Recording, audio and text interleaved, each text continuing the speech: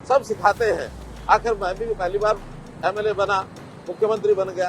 मोदी जी तो एमएलए भी नहीं थे जब वो मुख्यमंत्री बने थे।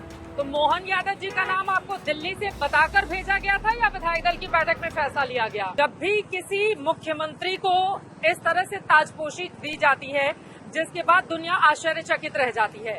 अभी हाल ही में 3 राज्यों के नतीजे आए, उसमें हमने देखा, आप खुद मध्य प्रदेश गए थे और वहां पर मोहनलाल यादव जी को मुख्यमंत्री बनाया गया, आपकी ओर से ऐलान भी किया गया।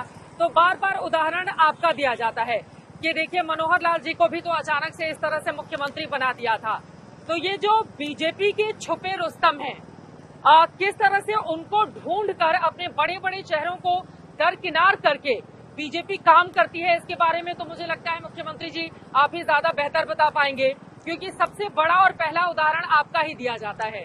देखिए, जहाँ तक भारतीय जनता पार्टी का विषय है, यहाँ हर नेता अपने आप को पहले कार्यकर्ता मानता है और कार्यकर्ता जो होते हैं वो सब समान होते हैं।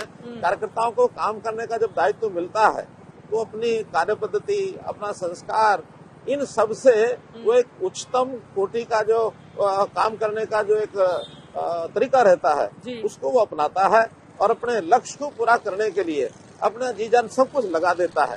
तो नए पुराने का विषय नहीं है। विषय होता है कि हर एक कार्यकर्ता के सामने जो टारगेट है वो टारगेट क्या है और उस टारगेट के हिसाब से ही आदमी काम करने लगता है।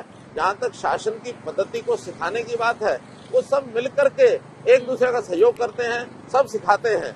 आखिर मैं भी पहली बार एमएलए बना, मुख्यमंत्री बन गया।